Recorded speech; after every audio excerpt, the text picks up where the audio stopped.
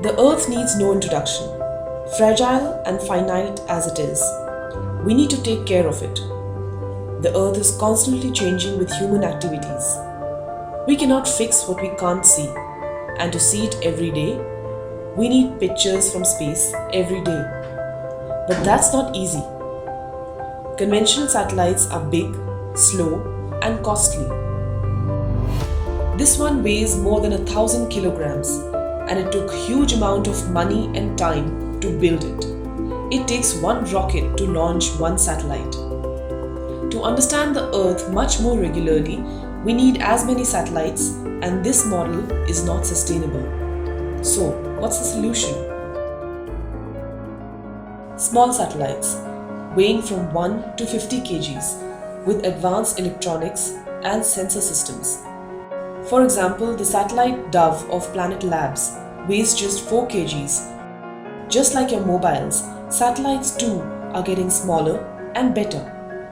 Nanosatellites are just about the size of a softball, but they can do almost everything a conventional satellite does, and that too at a fraction of a cost.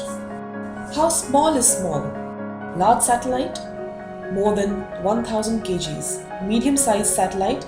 500 to 1000 kgs. Mini satellites? 100 to 500 kgs. Micro satellites? 10 to 100 kgs.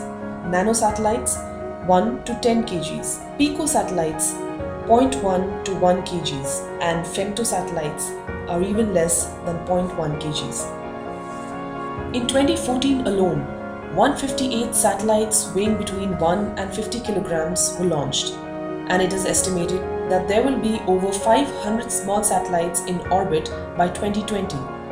So why is everyone scrambling to get a piece of the small sat pie? We tried to find out from one of the leading players of the small sat industry. Recently we announced that we have a partnership with the Kingdom of Saudi Arabia, where we're also working on a joint venture where we'll be launching small sats.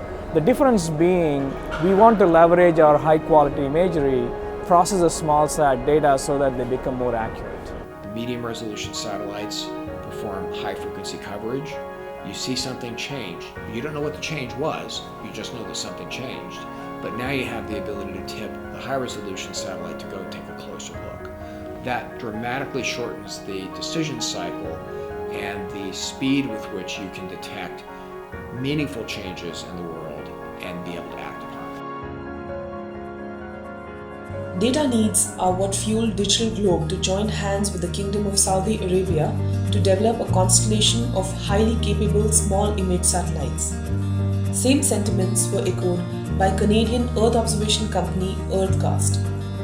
EarthCast is now partnering with Surrey Satellite Technologies Limited to exploit the latter's expertise in providing innovative, low-cost small satellite solutions. No, it is, see, traditionally, if you take UO imagery, by the time a product is produced and delivered to the customer, it is days. It used to take a week to 10 days earlier. It is coming down to a couple of days. And with 16 satellites, what we are launching, they will be revolving around the Earth, and we have very high frequency of revisit.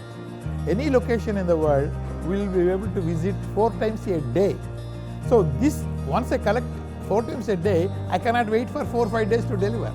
I have to deliver it immediately because customers are looking for image change or say disaster management monitoring kind of applications. He cannot wait for even hours.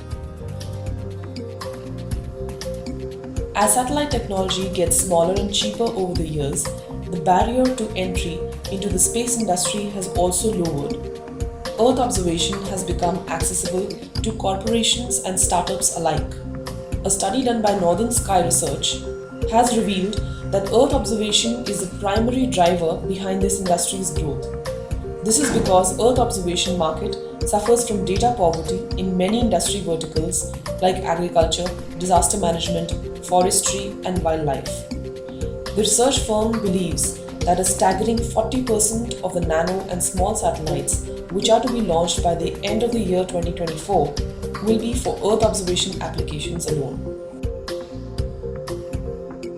The business of Earth observation imagery is again very much government or business driven, so most of the business is still there. What we are seeing is that on top of this classical market segment, there is a new B2C business that is developing, and this new business segment is really fueled by the availability of these platforms. Space businesses are popping up in every corner of the world. Small countries with limited budgets are losing their space virginity. Countries such as South Korea or even Nigeria and Algeria, who started off with this technology, have now developed a diverse Earth observation program. And the reason is pretty simple. For each kilogram that you take off a satellite, you save tens of thousands of dollars in launching it. It's a lot cheaper application in this regard to invest in when compared, for instance, to start initiating a space science program or developing, even geo capabilities in satellite communication. Earth observation is a way to start this industrial process with the potential of developing more extensive programs later on. And we see this, for instance, in countries such as Nigeria, Algeria, South Korea, of course, as well, started off with technology transfer. People spend 0.1% or 1% on economic intelligence, military intelligence, and so really the potential market is 100 billion. You can also look at the UAV market, which is mostly a military market. It's 10 billion. And here we are, Euroconsult, they present this year's or 2014 revenues 1.6 billion. So there's clearly a gap between where we are today and where we think we can be. And those are really big numbers between there. And so there's a lot of upside opportunity, and that's what the investors are looking at. They see a growing market, growing opportunity, fundamentally changing how we look at the planet. It's looking at the planet in real time, allowing people to look at space in a whole new way.